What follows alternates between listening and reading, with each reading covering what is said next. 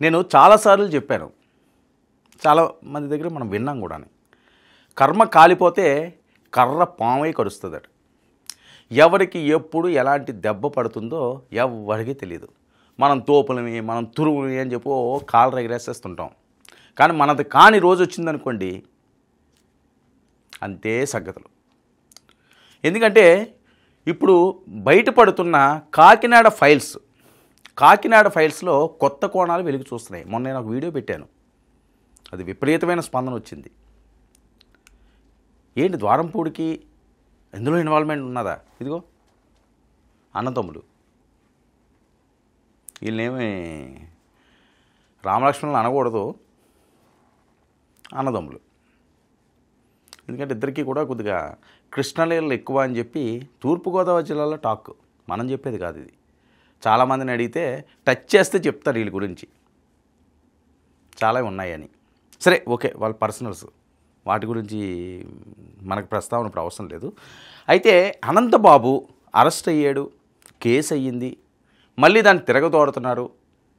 ఇప్పుడు ఎందుకు మరి ద్వారంపూడి అంశం వచ్చిందంటే, ద్వారంపూడి డైరెక్షన్లోనే రైసిరెడ్డి గారు, ఆయన డైరెక్షన్లోనే మొత్తం ఈ కథ, స్క్రీన్ ప్లే, ఎడిటింగు అన్నీ జరిగినాయట.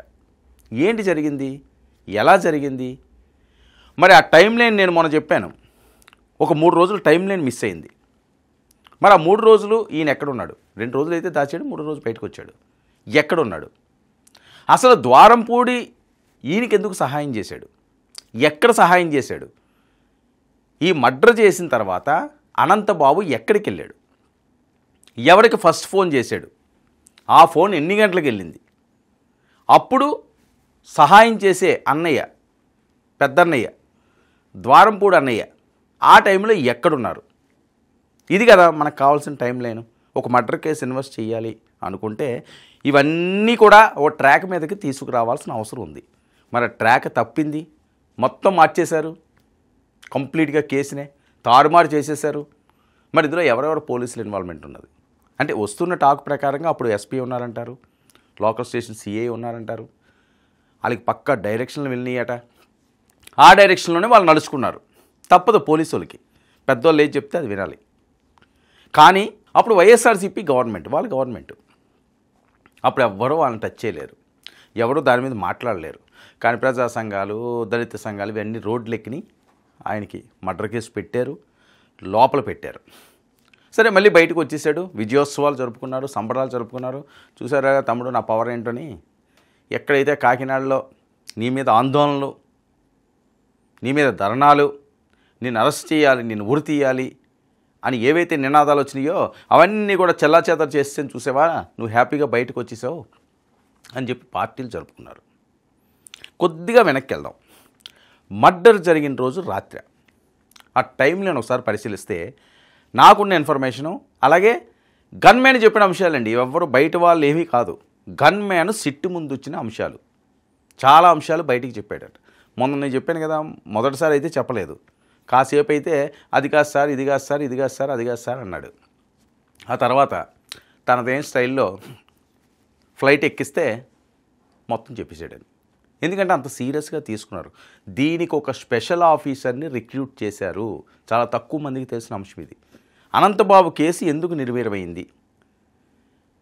డైరెక్ట్గా మనిషిని చంపి డోర్ డెలివరీ చేస్తే ఎందుకు దాన్ని తారుమారు చేశారు? ఎఫ్ఐఆర్లో ఏం పెట్టారు? ఆ టైంలైన్ ఏం మిస్ అయినాయి? ఎవరెవరు ఆయనకి హెల్ప్ చేశారు? ఆ 3 రోజులు ఎక్కడున్నారు? ఇది కదా ఎఫ్ఐఆర్ కాపీ అంటేనే.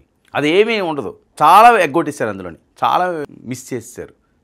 వాళ్ళకి నచ్చినట్లుగా రాసేసుకున్నారు, ఛార్జ్ షీట్ రెడీ చేసినట్టున్నారు, ఛార్జ్ షీట్ కూడా. సో ఇప్పుడు ప్రభుత్వమే దీన్ని సీరియస్గా తీసుకుని సిట్టేస్తున్నదట. ఎందుకంటే ద్వారంపూడి కావాలి వాళ్ళకి, పవన్ కళ్యాణ్ గారికి, అలాగే కొంతమంది లీడర్స్కి ఏమైనా తప్పులు దొరుకుతాయేమో అని. లోకేష్ గారు కూడా చాలా సీరియస్గా ద్వారంపూడి మీద ఉన్నారు అని. ఎందుకంటే ఆ రకంగానే మాట్లాడాడు. పవన్ కళ్యాణ్ గారు కాస్త క్షమించినా లోకేష్ గారు అయితే అస్సలు క్షమించరని టాక్ టీడీపీలో. సో ఆ నేపథ్యంలోనే ప్రత్యేక సిట్, ఒక సీనియర్ ఐపీఎస్ ఆఫీసర్ని దీన్ని రిక్రూట్ చేశారు. ఆయన మొత్తం తీగలాగుతున్నాడు. అయితే ఈ తీగలో కొన్ని అంశాలు మిస్ అవుతున్నాయని చెప్పి తెలుస్తుంది. అనంతబాబు గన్మామన్ని వాళ్ళు తీసుకొచ్చారు, రే బాబా ఆ రోజు ఏమైంది ఏంటైంది అని చెప్పారు. ద్వారంపూడి గన్మ్యాన్ కొంత ఇన్ఫర్మేషన్ ఇచ్చాడు. అయితే ఈ ఇన్ఫర్మేషన్లో ద్వారంపూడి పేరు వచ్చిందండి అనూహ్యంగాని. ఊహించలేదు ఎవరు ఊహించలేదు. అసలు ఏంటి ద్వారంపూడికి దీనికి సంబంధం ఏంటని. కానీ ఇప్పుడు దొరికాడు రా అంటున్నారు. ఎలా అయితే అది ఆ రోజు 12:30 1 గంట ప్రాంతంలో అయినట్టున్నది. అది ఉదయం తెల్లవారుజాముని ఈయన కంటిన్యూగా కాల్ వెళ్తున్నట్లుగానే తెలుస్తున్నది. ఎందుకంటే మొత్తం కాల్ రికార్డ్స్ కానీ తీస్తే గంటలు ద్వారంపూడి చంద్రశేఖర్ రెడ్డి ఇదే టాపిక్ మాట్లాడాడు. వివిధ పర్సన్స్కి అందరికీ కూడా ప్రత్యేక ఆర్డర్స్ ఇచ్చాడు. ఆయన మరి అక్కడ సీఎం కదా, షాడో సీఎంలా ఫీల్ అవుతుంటాడు కదా ఆయన. ఉభయ గోదావరి జిల్లాలకి ఆయనే సీఎం అని ప్రకటించేసుకుంటాడు. సో దాని మీద ఎస్పీలకి, సిఐలకి చాలామందికి ఆయన డైరెక్షన్ ఇవ్వడం జరిగింది అని. సో ఇందులో తెలిసిన కీలకమైన అంశాలు ఏంటంటే గన్మ్యాను ఏమయ్యా నువ్వు ఎక్కడున్నావు ఆ టైంలో? సార్ నేను లేను. అదేంటి లేకపోవడం ఏంటి? ఎమ్మెల్యే దగ్గర లేకుండా ఎక్కడున్నావు? మేడం ఉన్నారండి, లేకపోతే వేరే వాళ్ళు ఉన్నారండి. ఎవరు వాళ్ళు? నేనైతే లేను సార్. చెప్తావా చెప్పవా? లేదు సార్ నేనైతే లేను సార్, నేను వేరే కారులో ఉన్నాను. మరి కారులో ఎవరున్నారు? ఆ కారులో ఒక పర్సన్ ఉన్నారు. ఎవరు ఆ పర్సను? ద్వారంపూడి చంద్రశేఖర్ రెడ్డి గారికి అతి దగ్గరగా ఉన్న వ్యక్తి. ఈ విషయాలన్నీ కూడా వాళ్ళకి తెలుసు అని. ఆ పర్సన్ ఎవరు? వీడైతే జస్ట్ హింటే ఇచ్చాడట, సో అండ్ సో అని. సో ఆ కారులో అయితే అతను రాలేదు, వేరే కారులోని అతను డ్రైవరు వెళ్తుంటే సుమారు 5:30 గంటలకి ద్వారంపూడి చంద్రశేఖర్ రెడ్డికి ఈ విషయం తెలిసింది అని. అంటే రాత్రి నుంచి ఫోన్లు వస్తున్నాయి. సార్ మరి నిద్రలేమితో ఉంటారు కాబట్టి సైలెంట్లో పెట్టుకొని పడుకున్నారేమో.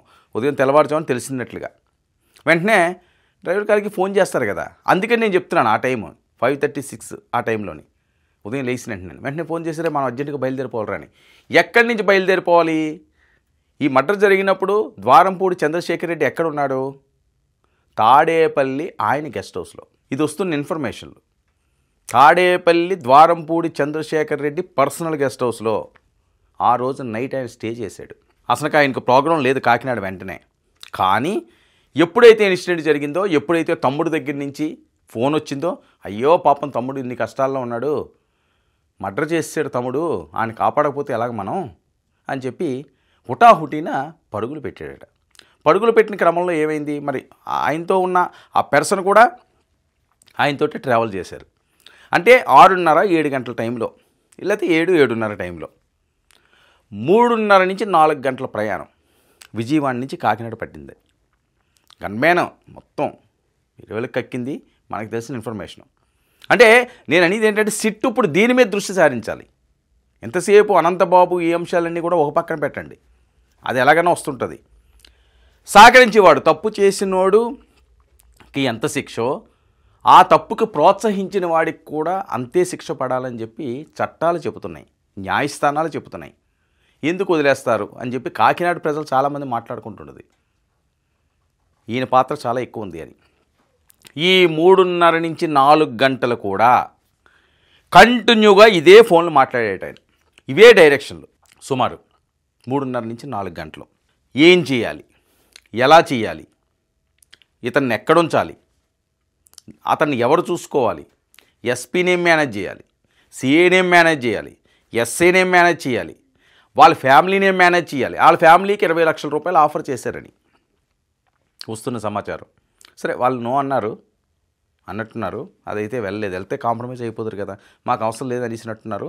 సరే పోతే పోనీ ఏముందిలే, మనమే అధికారంలో ఉన్నాం కదా, 20 లక్షలు మిగిలినాయి అనుకున్నాడు ఏంటో ఈయన. మళ్ళీ కేసును అంతటిని కూడా ఎక్కడికక్కడ పూర్తిగా తుడిచిపెట్టేశారు. ఏదైతే అతి కిరాతకంగా దారుణమైన మర్డర్ జరిగిందో దాన్ని పూర్తిగా తుడిచేసే ప్రయత్నం చేశారు. ఇది ఒక క్రైమ్ మిస్టరీ అండి. కాకినాడ ఫైల్స్లో ఇది ఒక క్రైమ్ మిస్టరీ. ఈ మిస్టరీని గతంలో ఎలాగన్నా ఛేదించలేదు, మరి ఇప్పుడు సిట్ అన్నా ఛేదించాలి కదా. ఇంత ఇన్ఫర్మేషన్ పక్కాగా ఉంది. గన్మ్యాన్ చెప్తున్నాడు, సారు ఆ పర్సను కారులో వెళ్తున్నారండి, వాళ్ళ వెనకాతలు మేము ఫాలో అయ్యాము, 3:30 నుంచి 4 గంటలు వాళ్ళ ప్రయాణం సాగింది. ఏం మాట్లాడుతున్నారో కారులో ఉన్న పక్క వాళ్ళకి తెలియకుండా ఉంటుందంట. ఆ ఛాన్స్ ఉందా? సమస్య లేదు, 100కి 100% తెలుస్తుంది. మరి సిట్ ఎవరిని విచారించాలి? ఆ పర్సన్ని తీసుకురావాలి, ఆ పర్సన్ని ట్రేస్ చేయాలి, ఆ పర్సన్ని పట్టుకోవాలి. వాళ్ళని పిలిస్తే ఈయన తీగ లాగుతారు. మొత్తం డొంక వదులుతుంది. ద్వారంపూడి చంద్రశేఖర్ రెడ్డి నిజస్వరూపం, ఆ రోజు ఆయన ఏం చేశాడో ఏంటన్నది మొత్తం టైం లైన్స్ వచ్చేస్తుంది. విజయవాడ గెస్ట్ హౌస్ నుంచి అంత అర్జెంటుగా ఎందుకు బయలుదేరిపోవాలి, ఇక్కడికి వచ్చి ఇన్నెందుకు దాయాలి, ఆ తర్వాత ఎక్కడెక్కడి నుంచి ఈయనకి ఫుడ్ వెళ్ళింది, ఎక్కడెక్కడి నుంచి సఫర్లు వెళ్ళినాయి, ఇవన్నీ కూడా మొత్తం ఉంది. మొత్తం పిక్చర్ అంతా ఉంది. మరి ఆ పిక్చర్ని సిట్ ఎందుకు బయట పెట్టట్లేదు? అనంతబాబు చుట్టూనే తిరుగుతున్నట్లుగా వస్తున్న సమాచారం. అనంతబాబుకు సాయం చేసిన వాళ్ళు ఇంకొక పర్సన్ కూడా ఉన్నారు. నేను నెక్స్ట్ ఎపిసోడ్లో మళ్ళీ అది చెప్తాను. కంటిన్యూగా ఇన్ఫర్మేషన్ అంతా కూడా చెప్పే ప్రయత్నం అయితే నేను ఖచ్చితంగా చేస్తాను. ఇంకొక పర్సన్ కూడా ఈయనతో పాటు ఉన్నారు. ఆ పర్సన్ కూడా బయటకు వస్తాడు. కానీ కీలకమైన వ్యక్తి మాత్రం ద్వారంపూడి చంద్రశేఖర్ రెడ్డి. ఇందులో పాత్రధారి ఆయనైతే దాన్ని నడిపించే సూత్రధారి. ఆయన కృష్ణులా ఫీల్ అయిపోతుంటాడు కాబట్టి ఆ కృష్ణావతారం ఇందులో కూడా చూపించాడు అని కుయుక్తులు ఎలా చేయాలి, ఏం చేయాలని. అయితే ఈ జర్నీలో ఈ మెడ్రల్ ప్లాన్కి సంబంధించి ఏ రకంగా రూపుమాపాలన్నది క్లియర్ పిక్చర్ ఉంది. ఈ మొత్తం స్టోరీ అంతా ఆ పక్కన ఉన్న వాళ్ళకి తెలుసు. ఫస్ట్ వాళ్ళని కూర్చోబెట్టాలి. ఏం జరిగింది, ఎలా జరిగిందంటే మొత్తం లిస్ట్ అంతా వచ్చేస్తుంది, ఎవరెవరి ఫోన్లు వెళ్ళినాయో ఏంటేంటి అన్నది. కానీ సిట్ దాని మీదకి వెళ్ళడానికి అంతవరకు ఇంకా ఇన్వెస్టిగేషన్ సాగలేదు అని చెప్తున్నాడు. ఎందుకంటే బిగిస్తే మళ్ళీ ఇంక బయటికి రాకూడదు, ఆ రకంగా చేయాలని ఆలోచన చేస్తున్నట్లుగా కనిపిస్తుంది. ఎందుకంటే వల్లభనేని వంశీ అంశం చూశారు. వల్లభనేని వంశీ అసలు ఊహించలేదు ఎవరు కూడా. ఆ రకంగా ఆయన వేశారు. మిథున్ రెడ్డి పేరు కూడా వచ్చేది, కానీ మిథున్ రెడ్డిని ఎందుకు చేస్తారులే అనుకునేవారు. అది అలాగే చేశారు. చెవిరెడ్డి భాస్కర్ రెడ్డి, అది అలాగే జరిగింది. ఇప్పుడు నెక్స్ట్ టార్గెట్ ద్వారంపూడి చంద్రశేఖర్ రెడ్డి. ఈయన మిగతా వాటిల్లో సేఫ్గానే ఉన్నాడేమో, ఎందుకంటే మరి జనసేనలో పట్టించుకోవట్లేదు. పవన్ కళ్యాణ్ గారు మరి అప్పుడు హెచ్చరించారు, మరి దొరికిందో లేదో, నాదెండ్ల గారు ఏమైందో లేదో, ఇవన్నీ కూడా ప్రజలు చర్చించుకుంటున్నారు. కాకినాడ నడిబొడ్డులో చర్చించుకుంటున్న అంశాలు. కానీ ఇందులో నుంచి మాత్రం ఈయన ఎవడో కాపాడలేడని. ఎందుకంటే ఒక హంతకుడికి ఆశ్రయం ఇవ్వడం అన్నది హత్య చేసినంత తప్పు. ఇండియన్ పీనల్ కోడ్ ఐపీసీ చెప్తున్నది అది. సో ఆ తప్పుకి మొన్న నేను సెక్షన్లో కూడా చెప్పాను, 7 ఏళ్ల పైబడి కూడా వేయచ్చు అని. 3 సెక్షన్లు 3 ఏళ్ళు 21 వేస్తే.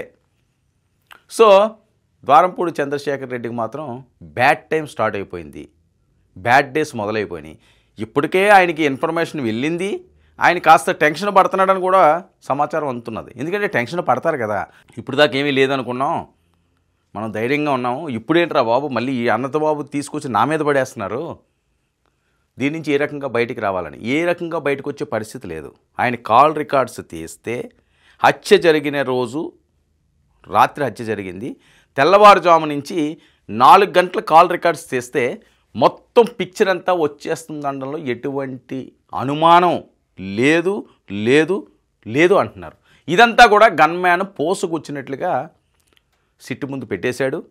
ఇంకా పోసగుచ్చారు కాబట్టి బాబును ఒకసారి కూర్చోబెట్టేస్తే అక్కడ తీసుకొచ్చి మొత్తం సెటిల్ అయిపోద్ది అని టాకు. మరి ఆ పర్సన్ ఎవరైతే ఉన్నారో వాళ్ళ నుంచి కూడా ఇన్ఫర్మేషన్ సేకరిస్తే మరింత సమాచారం 100% వస్తుంది. మరి సిట్ ఏం చేస్తుందో చూద్దాం.